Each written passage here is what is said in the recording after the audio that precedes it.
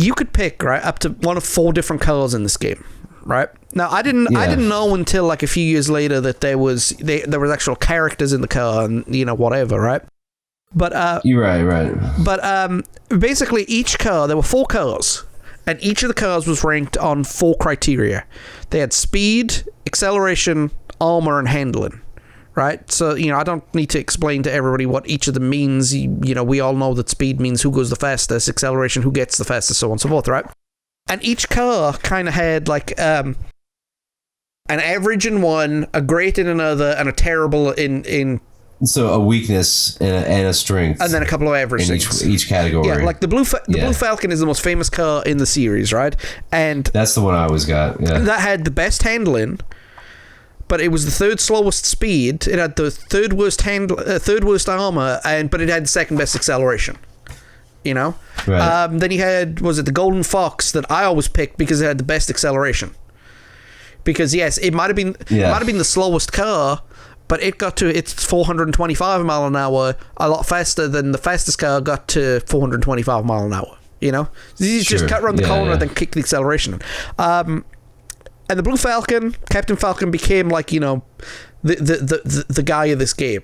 He became the star of the show. The other thing I liked about this too, right, the difficulty system in this game.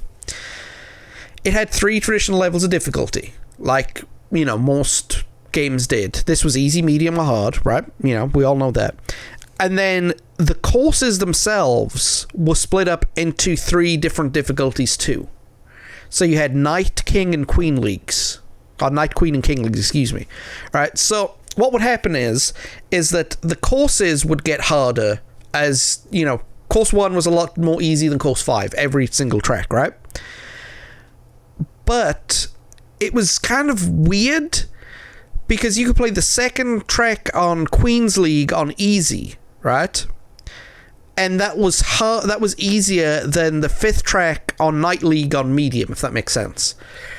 Yeah, so the sliding scale was kind of weird in some respects. It was a double sliding scale, Okay. Yes, it would be the easiest version of the track that you could possibly play, but if you played a harder track, you'd still be playing that easy version of the track, but that easy version of the track is still harder than a hard version of a track that came before it, if that makes sense. Yeah. I'm trying not to talk in circles, I promise. No, it's a little confusing, but yeah, basically, just the leveling gets tricky when you have that, like 3 scales like that.